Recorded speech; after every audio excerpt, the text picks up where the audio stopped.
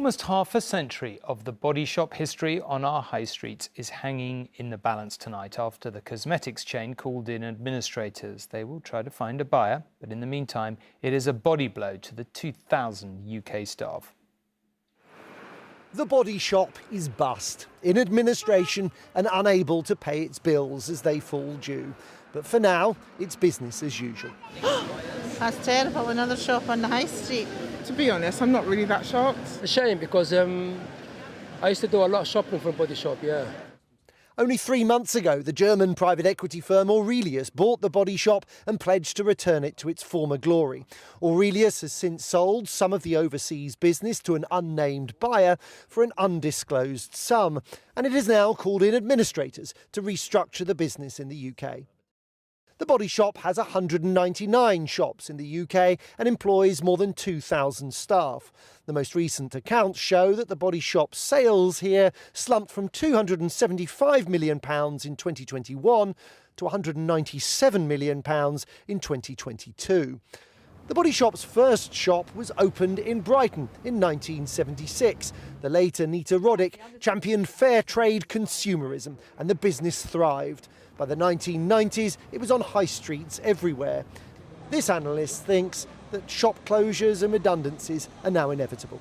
I don't think the Body Shop needs to keep many stores, just some key stores in city centres, shopping centre locations where people can try out the products, but that estate can really be slimmed down. How many, 100, 50? Maybe 30. The last few days have shown that there is still a lot of affection for the Body Shop, but fewer and fewer people are spending their money there. Something needs to change. And Joel is here to talk about this. Look, retail's often been a tough business over recent years. Is that the story here or something more? Well, we don't really know because there's quite a lot about this. This is quite opaque. The take from a source close to Aurelius, the private equity firm that took the business on just 3 months ago, is that quite simply, when they did that deal, they didn't really have full visibility on just what a state the Body Shop's business was in, and that over a crucial Christmas trading period, the Body Shop performed really, really poorly. Now, both of those things may well be true, Tom. The thing is, we have to bear in mind that Body Shop's troubles date back years, not months.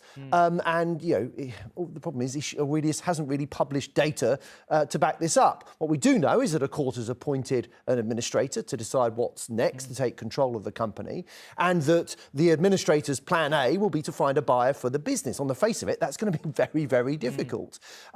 But we should realise that we don't have an up-to-date visual visibility on how the business is doing, how much loss-making it is, how much debt it is carrying around. Interestingly, tonight, Mark Constantine, who's the founder of Lush, the Body Shop's rival, told ITV News it's almost anyone's guess what will happen next. He's pointing out, Tom, that another UK business that Aurelius took over recently, Lloyd's Pharmacies, ended up in liquidation last month after the pharmacies had been parcelled up and sold off. So quite what their motive is here is not entirely clear. A source to Aurelius has confirmed that the private equity firm does have security on some of the Body Shop's debt. That's important because it gives it influence over the insolvency process. One possible outcome, of course, is that the administrator closes shops, makes staff redundant, cuts costs and hands the business straight back to Aurelius.